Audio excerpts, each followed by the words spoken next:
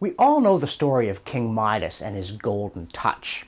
Supposedly he looked after a drunken Silenus who'd wandered off. Dionysius rewarded him by granting a wish, and he wished that everything he touched would turn to gold. He touched a twig, he touched a leaf, it worked. I'm going to be rich. He sat down at a banquet to celebrate, picked up a fruit, bing, inedible metal. Reached for a goblet of wine. As soon as it touched his lips, bing, inedible metal. In one retelling of the story, he hugged his daughter and she turned into a statue.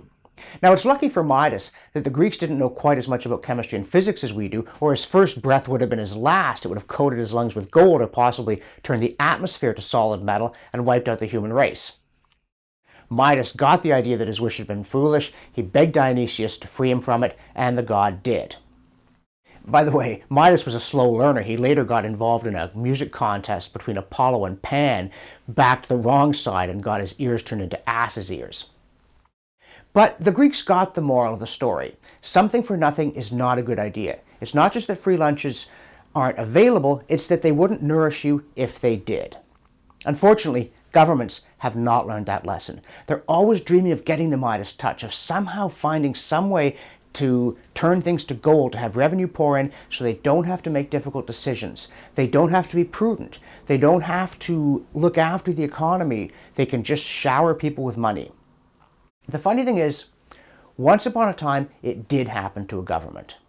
The government of Spain, where the European powers were colonizing the world, they were all really on the hunt for precious metal. Even the settlement at Jamestown, when they went through the starving time, they were getting letters from their backers in London saying, "Have you found the gold yet? Have they found the gold yet? I'm busy boiling my boots to survive. Stop already."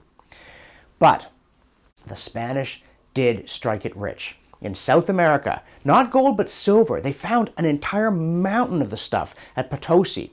They mined it, committed all sorts of atrocities in the process, enslaved Indians as laborers, and it poured across the Atlantic and into their coffers. They became fabulously rich, and it was a disaster for them. Because with all this money pouring in, no matter what they didn't have to look after the economy. They didn't have to listen to political dissent. They didn't have to tolerate cultural dynamism, because no matter what blunders they made, no matter how much of the money they spent on pointless wars that sapped the strength of their society, every year the treasure poured in. The result in the end was not just runaway inflation, but Spain dwindled. It went from being the leading European power to a second-rate power to a third-rate power to a backwater. It suffered a population decline. Nobody thinks of Spain as a major player in the world after the 18th century, and they still aren't today.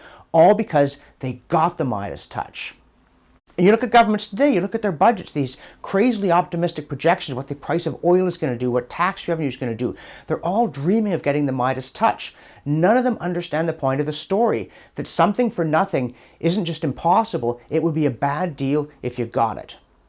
Now, as for the part about him getting ass's ears because he couldn't tell real music from noise, well, a lot of people have that problem in the modern world, but that's a story for another day. For now, we have to remember the parable of King Midas and understand that governments ought to be required to be prudent about the economy, respectful of their citizens, and careful in their choices, not dream of having everything they touch turn to gold, because if it were to happen, it would be the same disaster it was in ancient Greece.